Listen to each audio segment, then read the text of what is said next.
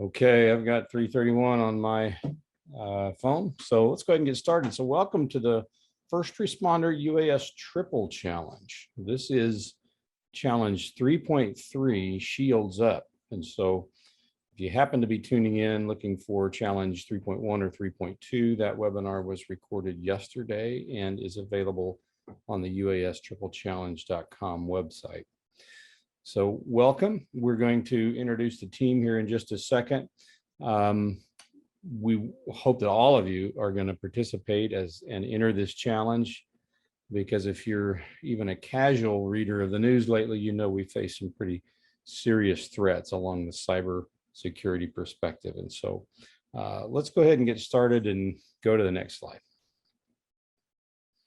All right, my name is Dr. Kurt Barnhart, lead principal investigator for Kansas State University. We're the contract holder to assist NIST in putting on this challenge. And with me today are two team members, Therese Manley of NIST, specifically PSCR, and Michael Ogata. You'll hear from both of them in just a second, and they will explain their relative roles. And so just a couple of notes here, or at least one note to get started. If you do have any questions, we ask that you use the Q&A feature on this webinar, and we will get to those as soon as we're done with the main part of our presentation. If for some reason we don't, if we run out of time, or if we just don't have a great answer that one we'll have to research, we'll put these questions that we get on the website in the frequently asked questions section. So you will have an answer probably today, but it could be later down the road. So I just wanted you to let you know it's the Q&A feature versus the chat feature. Okay, next slide. All right, our agenda today, we're going to give you an overview of PSCR and their mission. We're going to look at the challenge goal for Challenge 3.3, which is Shields Up. If you're a Star Trek fan, you'll recognize that term. It's a nod to Star Trek. So we'll do the challenge goal. We'll do requirements and objectives. We'll just kind of walk through the rules, and then we'll get into timelines and roadmaps and the prize structure, and then we'll wrap it up at the end. So that's what we're going to be doing. So next slide, I'm going to turn it over to Therese Manley, who's going to talk about NIST and PSCR. Thank you, Kurt. As Kurt mentioned, my name is Therese Manley, and I work for the federal government under the Department of Commerce, and specifically the Public Safety Communications Research. The laboratory that I work under, as you can see here, is under the umbrella of the Department of Commerce. And so before we dive into all the logistics competitions that are information that Michael will go over, I would just like to talk a little bit about the organization as the host of the UAS Triple Challenge. So starting on the right-hand side, you'll see that the Public Safety Communications Research Division is where we conduct research, development, and testing specifically on wireless communications to support America's first responders. We're part of the Communications Technologies Laboratory, one of the many labs that fall under the NIST umbrella, the National Institute of Standards and Technology. And NIST may be familiar to you more probably because it's known for the home of the atomic clock. And it is also one of the oldest physical science laboratories in the US. And then on the bottom part of the slide there, NTIA, the National Telecommunications and Information Administration, that is an agency, we call it a sister agency, that is works on the telecommunications law, spectrum policy, and advisor to the President of the United States on those topics. And then we also, another sister company that actually was established about the same time that PSCR was, is Firstnet, the First Responders Network Authority. And they are focused on building an interoperable public safety broadband network. So As I mentioned, PSCR is focused on advancing communications technologies for public safety. And we work closely with first responders on a day-to-day basis all across the country to help determine what those critical needs are for their operations.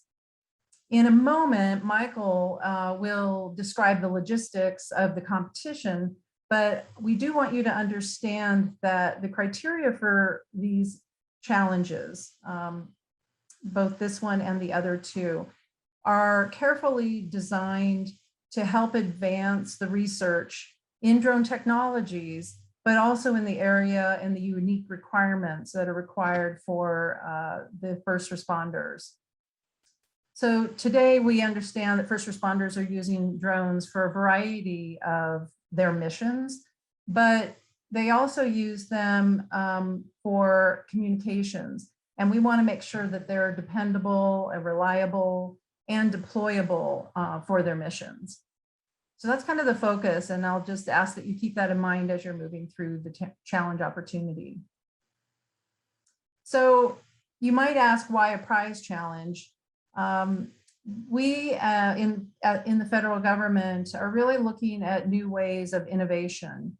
And our laboratory obviously employs internal researchers such as Michael, but we also have external researchers that we work with through areas such as grants and contracts. Those are probably the most familiar to you. But in the academic world and in industry today, prize competitions or prize challenges are becoming more popular and more available. And you may have heard terms such as hackathons and crowdsourcing. Well, prize challenges are just another way for us to find solvers from all over the world to help us with our research efforts. So as you can see here, you are part of the prize challenges area, and we are looking to find ways to solve our research problems using your knowledge and expertise. So today, we're really here to learn more about the 3.3 Shields Up Challenge. As Kurt mentioned, it's a triple challenge, so we have 3 going on at the same time. So we wanted to let you know that a little bit about the other 2 challenges. We spoke on a webinar yesterday, which has been recorded, and you can see that recording or hear the recording with a link on the current website. But I'll just tell you a little bit about them. So in the Fast Find Challenge, we're looking to help first responders in their search and rescue operations by looking at things such as sensors or data analytics or cameras to try and improve image detection in their location of lost people. And then in the Lifelink Challenge, we are looking to improve communications for first responders who are on the ground, providing them continuous broadband connectivity in an area that possibly is degraded in cellular coverage. And then Michael will talk a lot more about Shields Up Challenge, but this one, we're asking solvers to demonstrate an attack on a UAS using open source software designed for UAS navigation and control. So I will now hand it over to Michael Ogata, and thank you all for being here today. Great, thanks, Therese. Hello, my name is Michael Ogata. I work in the Applied Cybersecurity Division at NIST, which is in the Information Technology Laboratory, which is a sister laboratory to CTL. I've been with NIST for 12 years, and I've worked at PSCR for the past 7 years, trying to improve the state of cybersecurity for a myriad of different public safety needs and wants. In a previous life, I worked in a digital forensics project at NIST for about 8 years. And I'm actually one of the principal designers for this challenge. So I'm really pleased to bring this to you today. Next slide, please. So to put things into context, why are we even talking about UAS technology and cybersecurity? Well, the fact is that public safety is using UAS technology more and more in a myriad of different types of applications. Everything from getting aerial views of crime scenes to doing disaster response, monitoring wildfires, looking at search and rescue missions. And so they're becoming an integral part to not just giving them eyes in the sky, but like giving them actionable information about things that are happening during an incident. And so, of course, because UAS technology is really just a computer flying in the sky or an IoT device in the air, they're susceptible to cybersecurity attacks and vulnerabilities. And what would that look like in the event that somebody were to compromise one of these systems? Well, if the public safety organization is relying on them for that data feed, it can result in a mission failure, a failure to save a life or to prevent damage.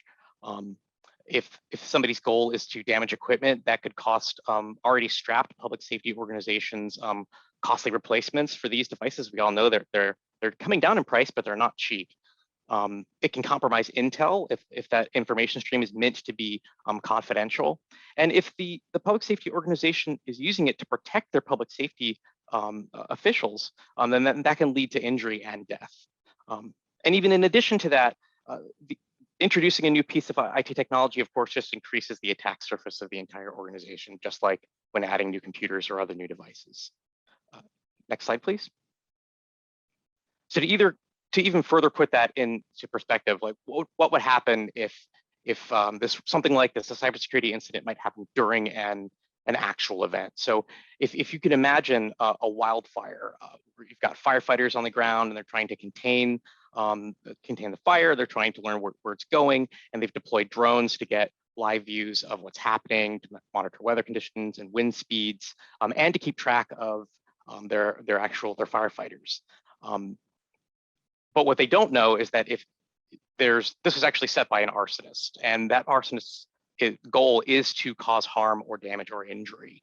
Now, if he or she can disrupt the UAS and either cause it to fly off course or to fly into the ground or deny any type of data stream off of it, what would that actually mean in terms of denying that information to public safety? Well, they lose their eye in the sky about what it is, what they were using to try to keep people safe and to stay on top of the situation. Next slide, please.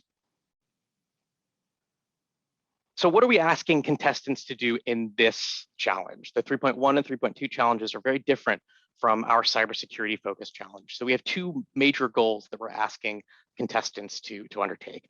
The first is identifying a threat or an attack, specifically a cybersecurity threat or vulnerability in an open source piece of UAS technology. Specifically, we want to target UAS software for that attack. So we don't want people going out to hack proprietary systems and software. We want to establish that threat actually causes a mission failure, and that can be everything from it doesn't achieve the mission that it meant to go do, or it resulted in harm or damage to property or injury or death. And then actually to demonstrate that attack on an actual drone. And then the other activity is defining a countermeasure for that attack. So whether it be a new piece of hardware or software or configuration mechanism, and then demonstrating that countermeasure on the subject drone. Next slide, please. So the threat landscape is really big for drones, obviously. Like I said, they're basically just computers in the air. So to narrow it down to something a little bit more focused for this challenge, we're interested in two major threat areas. First is UAS navigation. That is the ability for the drone to successfully move in 3D space, to fly either manned or autonomously through the air. And the second is UAS control. That is the ability for a pilot to actually control the drone and to maintain flight control within a 3D airspace. For countermeasures, we're interested in either protecting that control channel, the thing being used to issue commands to the drone, or anything related to protecting the sensory input to the drone, any type of LiDAR, GPS, visual information that the drone might be using either autonomously or in the controlled paradigm for protecting the drone and protecting stable flight. Next slide. So like I mentioned earlier, we're focusing on open source software. So the subject of your attack has to target an open source software component on the drone. But however, you may utilize proprietary hardware or software if it's not part of what your attack is. So if you want to use a drone that you purchased from a vendor and then flash it with an open source flight controller and attack that flight controller, that's acceptable. There's a limitation on interfering with licensed spectrum. Of course, you have to comply with all laws and guidelines when it comes to things like GPS and ADS-B and LTE. That's actually a spelling mistake. We'll fix that. So your attack can involve interfering with that licensed spectrum, but you cannot demonstrate it. You have to either simulate the attack or emulate it, and you have to go to great detail of describing it so that we don't run afoul of any laws or regulations for that licensed spectrum. So the contestants are required to make sure that they uphold all of those laws. And finally, for vulnerability disclosure, if you discover a vulnerability, it's incumbent and ethical for people to divulge those to any manufacturers. So even if you're including a proprietary piece of hardware or software as part of your greater attack ecosystem, you're not attacking it, but you discover a vulnerability, it's ethical for you to disclose that to the vendor, especially if they have like an established program for disclosing vulnerabilities. Next slide. And for disqualifying solutions, things we're not interested in. We're definitely not interested in anything that breaks in any laws. But we're also not interested in things attacking targeted proprietary software. But we're also focused on cybersecurity attacks here. So if you propose an attack, throwing a rock at a drone, sure, that what does deny the drone the ability to complete a mission, but it's not in the spirit of what we're looking for. So we're looking for cybersecurity style attacks.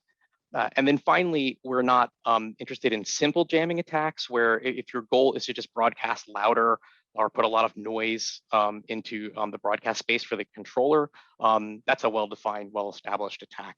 And so that's a disqualifying solution.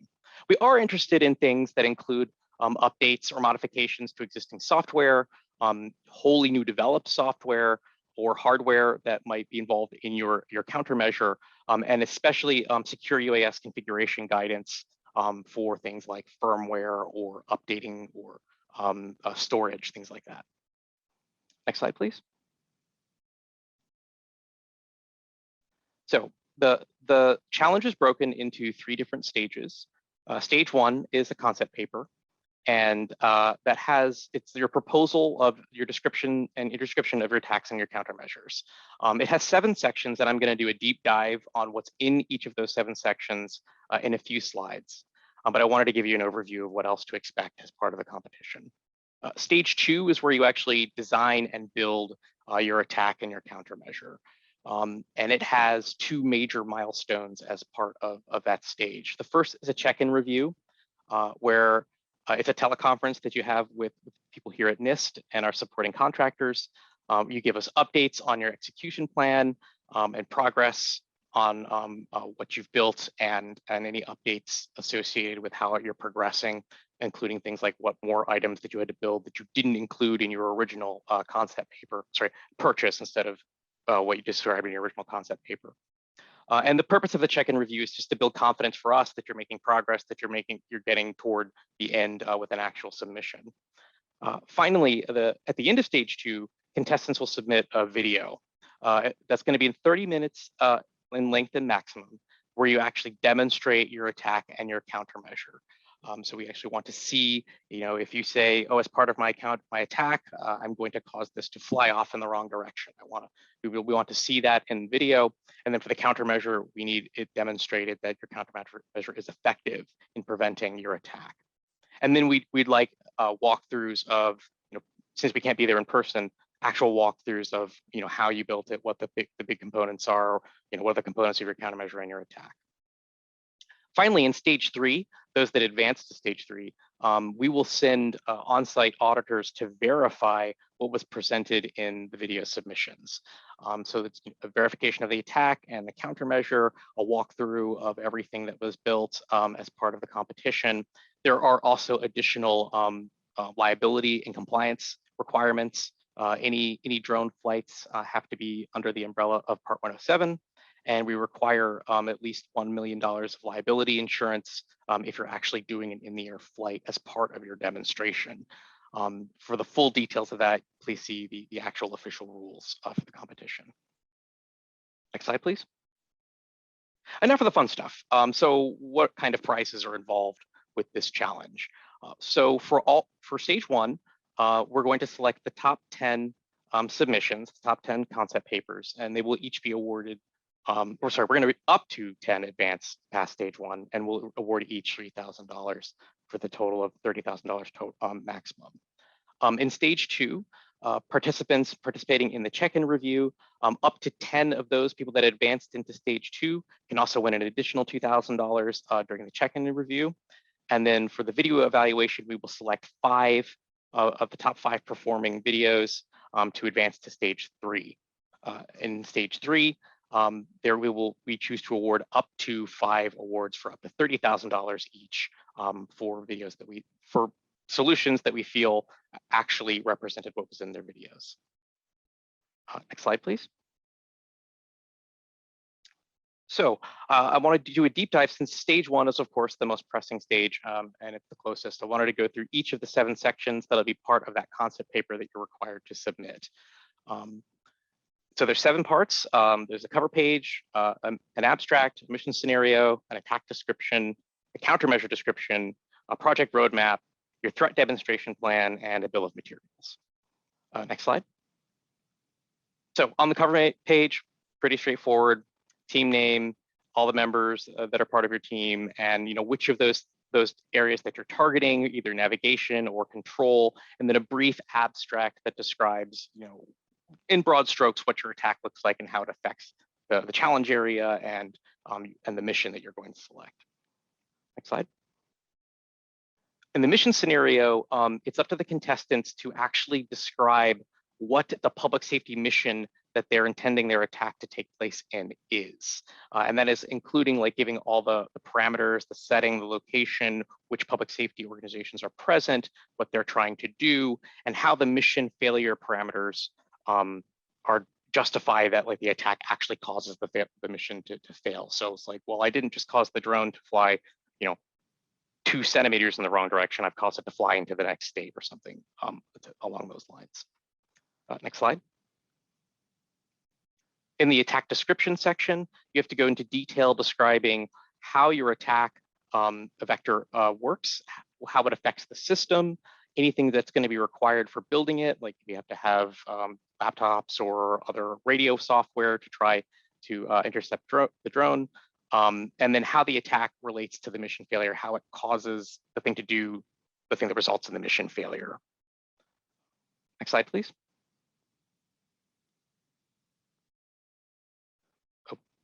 There we go. For the countermeasure description, very similar to the attack description, you have to describe any modifications that you're doing to existing UAS software or any new components or software, hardware that you're building as part of your actual solution, any protocols that you happen to modify if you're trying to attack it from that perspective, and then describe how this successfully counters the vulnerability or attack described in the attack.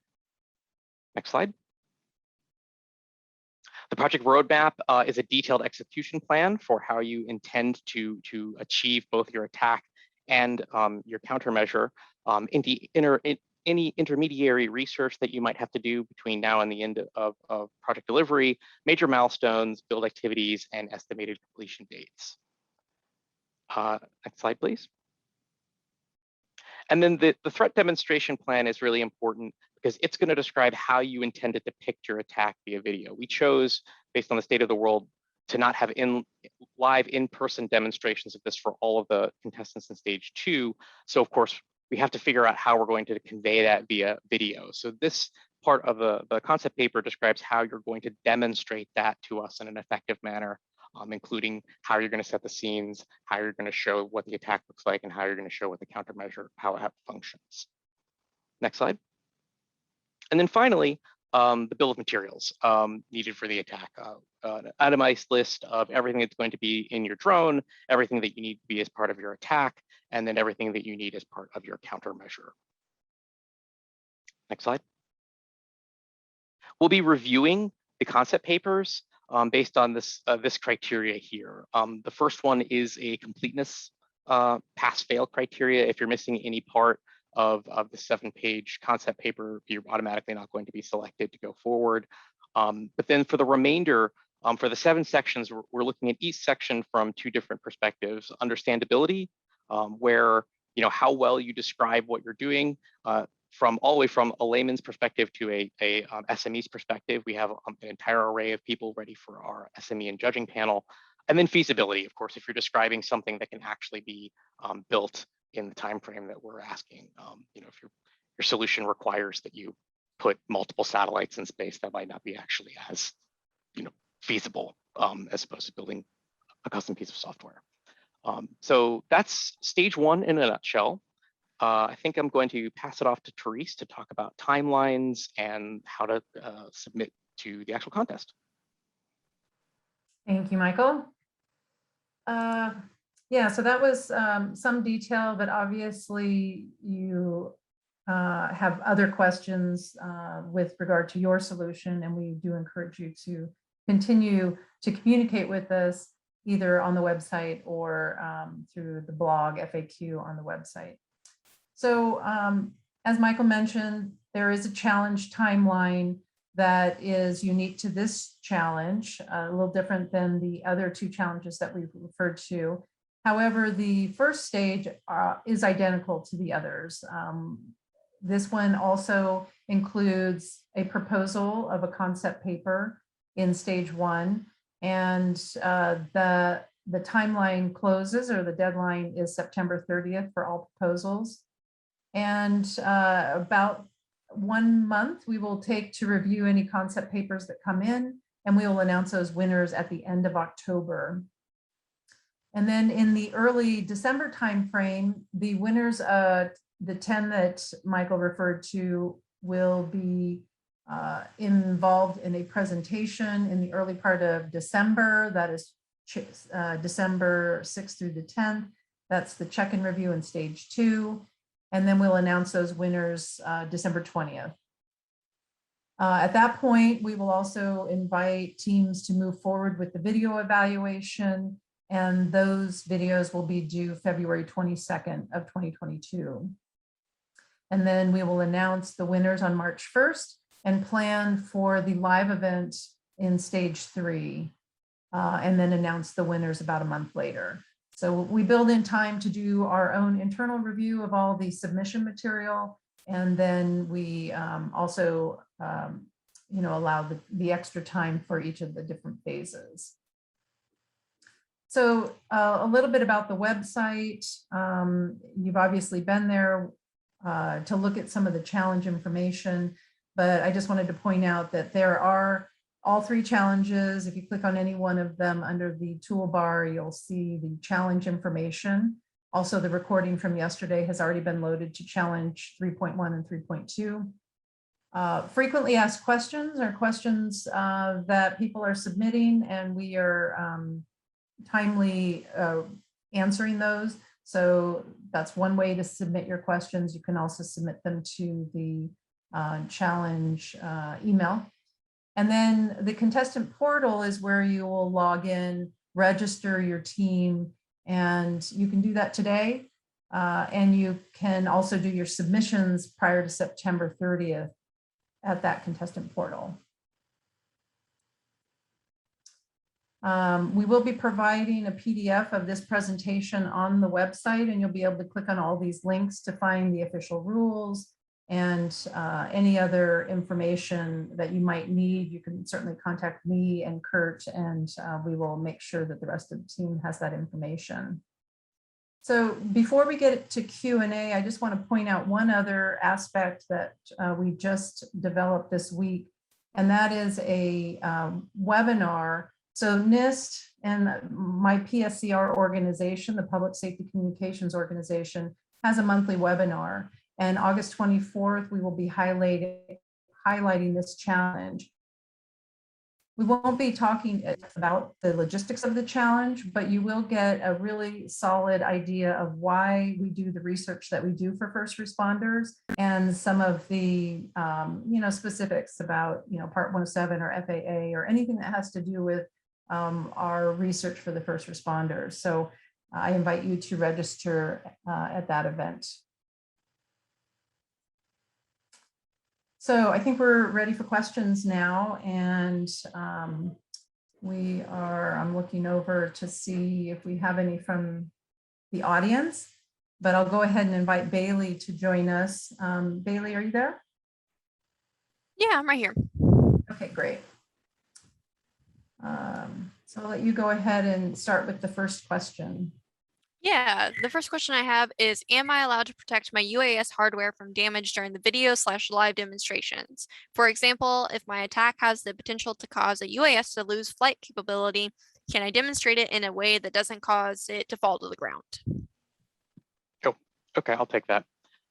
Yes, rigging or other secure methods for securing any of your hardware is permissible during any of the live demonstrations or the videos. We want to be respectful of people's money and property. Cool. I've got another question. I don't understand why we're being asked to write a mission scenario. Isn't it sufficient to simply show how my attack causes the UAS to lose navigation and/or control? Okay, well, the mission scenario is meant to establish that contestants have a working understanding of public safety requirements and that their proposed solutions aren't trivial. Like, you aren't just doing something that's not going to actually be used in the field or not actually going to cause a significant disruption to the mission.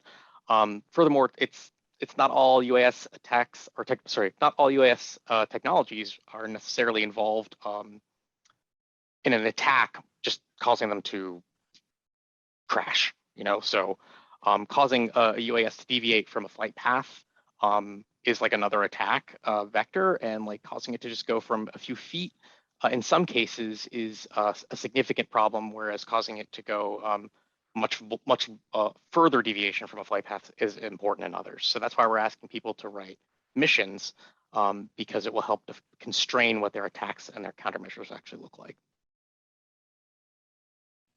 Cool. I actually have a question from Kevin in the audience that said that they checked for the websites yesterday on the recorded presentation on the 3.1, 3.2, and I will actually go ahead and field that. Kevin, we actually sent you a direct email with those links, but for further information, you can actually go to the direct challenge website itself. So under uas-challenge.com, there's a tab that'll go to each challenge on its own, and you can find those webinars there, as well as the presentation to be downloaded right underneath the video. Awesome. And then I have more questions for you. What happens if I discover a vulnerability in a piece of proprietary software that isn't a part of my attack? Okay. So I mentioned in my presentation about vulnerability disclosure. So it's ethical, and we encourage any participant who discovers a vulnerability in a piece of proprietary software to ethically divulge it to the producer or the manufacturer. Especially, we encourage people to interact in any vulnerability disclosure programs that are being run by those companies, as that really helps out shore up the ecosystem. Thank you. And then why are you focusing on open source technology when there are multiple proprietary solutions that have market penetration? That is a great question, and that caused us a lot of discussion internally about which direction we wanted to take the competition. And so we fell back on PSCR's main goal, which is spurring innovation. We really want to come up with innovative, cheaper solutions for public safety and reliable solutions for public safety. So we identified that weaknesses in open source software and in ecosystems probably have analogs in proprietary solutions. And also, if we identify problems that exist in the open source realm, then manufacturers are free to answer those. Like, my solution doesn't have this vulnerability for this X, Y, and Z reason. So everybody really wins. And finally, it gives participants the most flexibility since you're taking something that is open source and you're free to use it however, within the constraints of the open source license, it gives you the most freedom for designing your attack and your countermeasure. Thank you, Michael, Michael. I'll just also add that as you mentioned, we had a lot of internal conversation about this, and we certainly would like to work with the drone manufacturers in the future and work with them on not only maybe a bug bounty, but also a vulnerability negotiation with them. So, you know, I'm hopeful. I hate to use the word hopeful, but I just wanted to mention that there's always an opportunity from a research standpoint for us to also work with some of these vendors, and we hope to do that in the future as well. Absolutely. Cool. I also have a couple questions from yesterday's webinar that I think are important to rediscuss. The first one is, can a foreign team compete? Yes, and they can, as part of the funding that serves this open innovation competition. It does require there be a US citizen on the team or a partnership with the UAS, with a US company. We have seen that in the past as well. I would encourage everybody to look at the rules in depth in the terms and condition. There's a section called eligibility, and it does talk about the participants need to be 18 years and older, and some other things in the eligibility requirements. So I would encourage everyone to look at that section, but also all of the terms and conditions. Thank you. What also happens in the event of a tie? Yeah, so this challenge is a little unique in the way that we have designed it, and I would invite the teams to look closely at the stage 3 criteria. This is more of a pass-fail. Once you move from stage 2 to stage 3, it really is about proving and showing to our auditor in an on-site demonstration that the solution that was proposed and was moved forward into stage 3 actually works. So as far as a tie, there's not really necessarily a tie situation. It's more of a pass-fail on the 5 contestants that move forward. Thank you. What also happens if we are selected and cannot make it to the live event? Yeah, so in that situation, there would be a forfeiture of the stage 3 prize funds. I would also encourage any teams who might need to drop out to communicate with us and make sure that we can't resolve and help with the situation, because we ultimately don't want to, or we want to award the prize funds to all of the winners, and we are very interested in that from a research perspective. So just work with us and we will work through your situation, hopefully. Awesome. And then my last question is after a stage prize event where a team can win prize money, how long will it take to receive those funds, and do I have to pay taxes on those? Yeah, that's a good question that we also heard from yesterday. And really we are not your tax advisor. I would encourage you to determine if you do win prize funds. We ask for your bank account information, that sort of thing. Make sure that you have talked with your tax advisor about how to receive the funds, because there will be taxes on those funds.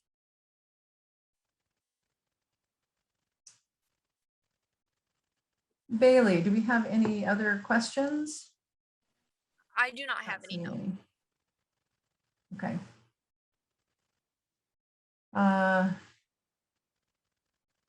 Michael or Kurt, do you have any closing remarks? Just that I'm looking forward to everybody's submissions. Yeah, same here. We want as many as we can possibly get. Please forward the word if you know of anyone who might be interested. This webinar is going to be recorded, obviously, and so can be replayed at will for anybody who happened to miss it. So yeah, would just encourage as many submissions as we can. And I'll just add at the end that we do appreciate your involvement, and we hope to see you as a contestant in stage 1. And NIST appreciates all the efforts from a research perspective, and we do hope to advance this for public safety and first responders for the future. So thank you again for joining us today.